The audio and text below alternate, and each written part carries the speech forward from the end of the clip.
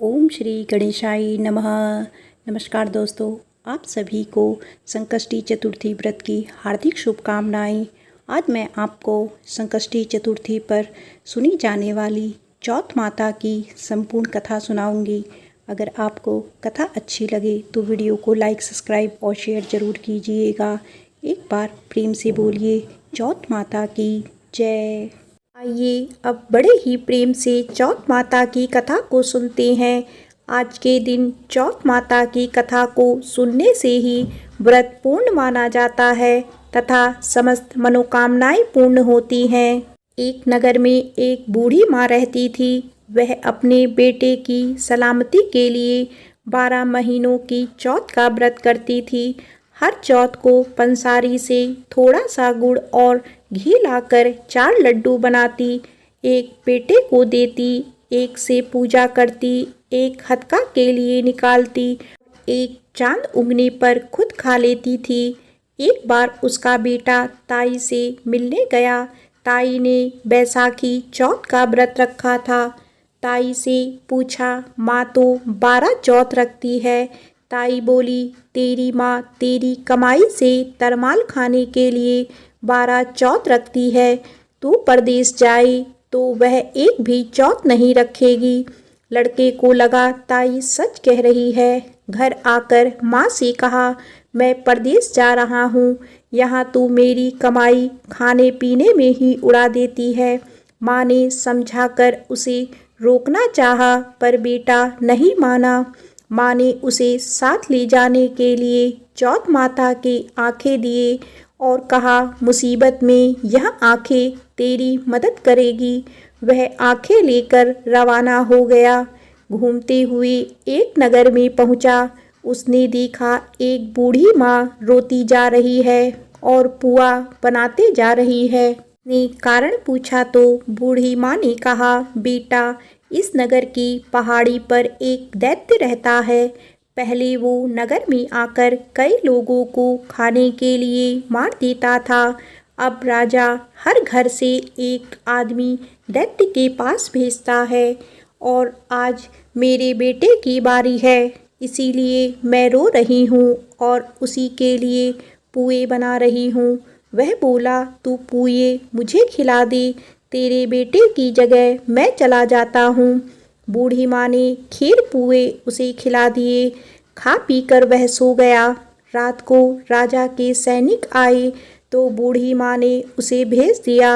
दैत्य के सामने पहुँचने पर उसने चौथ माता की आंखें दैत्य की तरफ फेंक कर कहा, हे चौथ माता, यदि मेरी माँ मेरी सलामती के लिए व्रत करती है तो दैत्य का सिर कटकर गिर जाए। फिर दैत्य का सिर कटकर गिर गया। लड़का वापस आ गया। राजा ने उसे उपहार देकर विदा किया। चलते चलते वह एक दूसरे राजा के नगर में पहुंचा। इस राज्य में आवा तभी पकता है जब एक इंसान की बलि दी जाती थी। सिपाहियों ने उसे पकड़कर आवे में चुन दिया।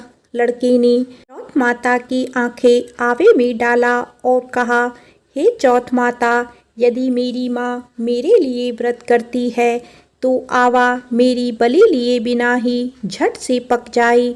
ऐसा कहते ही आवा तुरंत पक गया। आवे में से मिट्टी की जगह सोने चांदी के बर्तन निकले। अंदर से लड़का बोला, बर्तन धीरे धीरे निकालना, कहीं मुझे लग ना जाए। राजा ने उसे निकलवाया और पूछा, इस आवे से तुम बच कैसे गए? लड़के ने बताया कि उसकी माँ चौथ माता का व्रत करती है, व्रत के कारण ही वह बच पाया है। राजा को तब विश्वास नहीं हुआ। उसने एक चांदी की सुराही मंगवाई और कहा कि सुराही की नली से निकल कर दिखाओ, तभी मुझे विश्वास होगा। लड़के ने चौथ माता को याद करके आंखें सुराही में डाल दिया और कहा, मैं भंवरा बनूं, सुराही से निकलूं।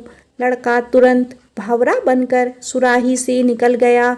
तब राजा ने खुश होकर राजकुमारी की शादी उससे करवाई और सभी लोगों को चौथ माता का व्रत करने को कहा। दिन उसे माँ की याद आई। उसने राजा के पास जाकर खुद के नगर जाने की इच्छा जाहिर की। राजा ने रथ, घोड़ा, हाथी और खूब सारा दान दहेज देकर उसे विदा किया। चौथ के दिन वह अपने नगर पहुंचा। वह अकेला पंसारी के यहाँ माँ का इंतजार करने लगा। सोचा चौथ है तो माँ यहाँ जरूर आएगी। थोड़ी देर बाद लकड़ी टेकती हुई माँ आती दिखी। उसकी माँ की आंखों में जाले आने के कारण दिखना कम हो गया था। लड़के ने जानबूझकर उस स्त्री के बेटे को अपशब्द कहने लगा। माँ ने उसे नहीं पहचाना और कहने लगी, भैया मुझे चाहे कितनी गाली दे दो पर मेरे बेटे को कुछ मत कहना। यह सुनते ही बेटा माँ के चरणों में गिर पड़ा और कहा, माँ मैं तेरा ही बेटा हूँ, मुझे माफ़ कर दो। तब माँ ने उसे गले से लगा लिया।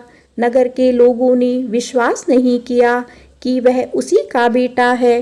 बूढ़ी माँ ने चौथ माता को याद करके कहा, हे चौथ माता, यदि मैं अपने बेटे के लिए व्रत करती हूँ तो मेरे स्तन में दूध भर जाए और उसकी धार मेरे बेटे के मुख में गिरे। माँ के स्तनों से दूध की धार निकलकर बेटे के मुंह में गिरने लगी। लोग चौथ माता की जय जयकार करने लगे।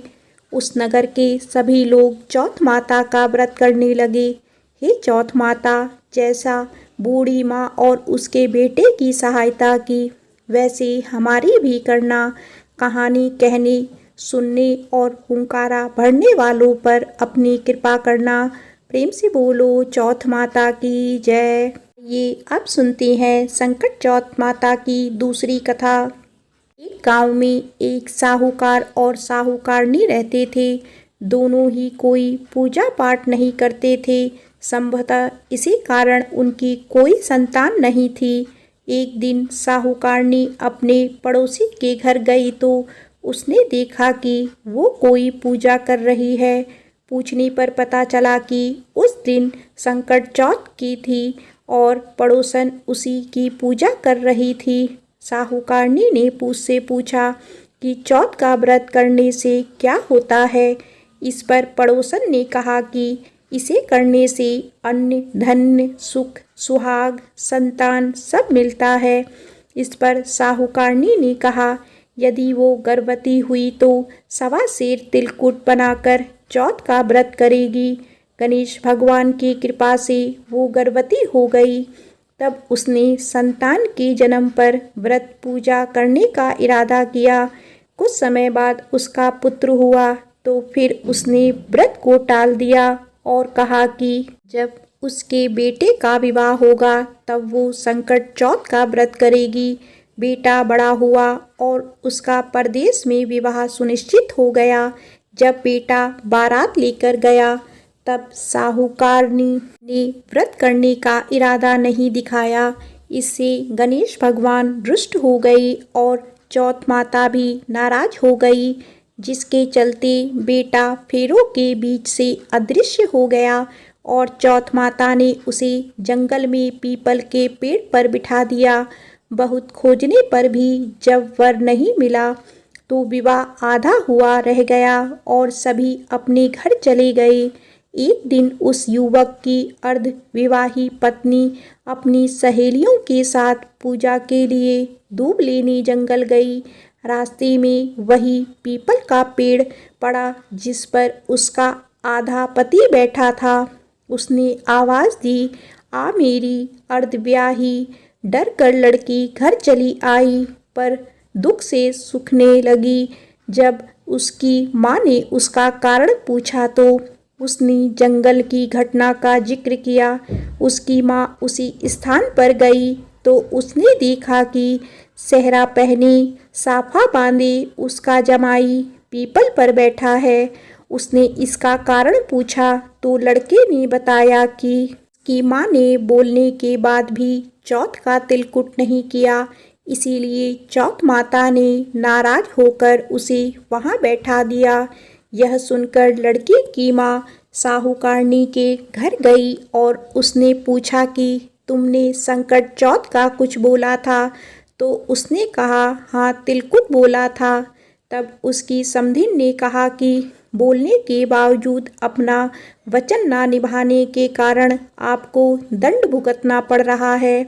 इस पर साहूकारनी ने कहा कि जैसे ही उसका बेटा बहू लेकर घर आएगा वो तिलकुट करेगी। इससे गणेश जी प्रसन्न हो गए और उसके बेटे को मुक्त करके फेरे पूरे करने का आशीर्वाद दिया। धूमधाम से विवाह हो गया और वह बहू लेकर घर आया। इसके बाद प्रसन्न साहूकारनी ने 2.5 मन तिलकुट का पूजन किया। साथ ही प्रार्थना की, हे श्री गणेश और चौथ माता, जैसे आपको आशीर्वाद से मेरे कष्ट दूर हुए ऐसे सबके दूर हो और वो हमेशा संकट चौथ और तिलकुट करने लगी। तभी से सब लोग ये कथा को पढ़कर इस व्रत को करते हैं। एक बार प्रेम से बोलिए श्री गणेश भगवान की जय, चौथ माता की जय।